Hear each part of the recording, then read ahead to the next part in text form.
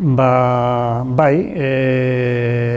guk euskaltegi batera joaten garenean, joaten gara leku ezezagun batera, esperientzia berri bat izateko, eta noski behar dugu konfidantza bat, behar dugu ondo hartuak izatea, eta gero behar dugu ikasketak burutzen ari garen heinean materialak horretan lagunduko digutenak, eta gure beharretara egokituta dauden materialak.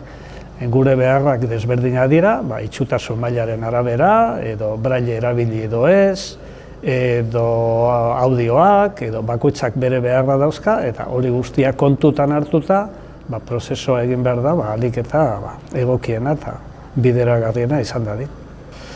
Abia puntuan nik uste dut izan beharko litzatekeela jarrera bat, seguru askotan ematen dena, eta jarrera bat esateko nola egingo dugu euskara jende guztiari irakasteko aukerak sortzeko.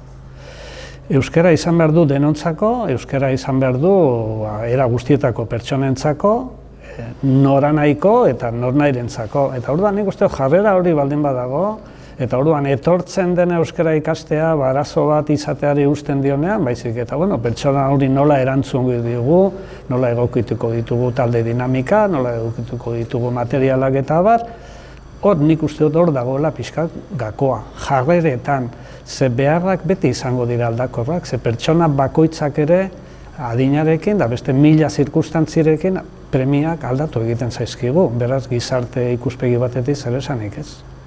Bai, noski, pentsatzen dut gaia planteatzea lehenengo pauso bada, eta gero lehen aipatu dudan moduan nik uste dut diskursoetatik ezinbestekoa dela praktiketara pasatzea, ez daitezen diskursoak kamutsak izan, antzuak izan, baizik eta praktikak sortzeko eta praktika berrietarako aukera emateko modua emango digutenak alegia. Nik uste du baietz, gaia bera, hemen gauza asko entzun dira oso interesgarria, jende desberdina, eta azken finean funtsa eta mamia hori da, euskara denentzako.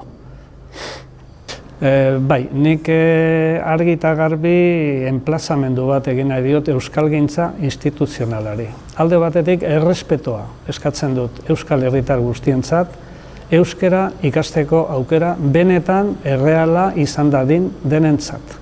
Eta bigarrena, profesionaltasuna. Hau da, zerbitzuak ondo kudeatu, zerbitzuak txukun kudeatu, eta zerbitzu horiek benetan erabilgarriak izan daitezen, etengabe testatu eta auditatu benetan eta praktikan gauzagarriak izan daitezen. Eta hori, euskalgintza instituzionalak gaur egun ez du egiten.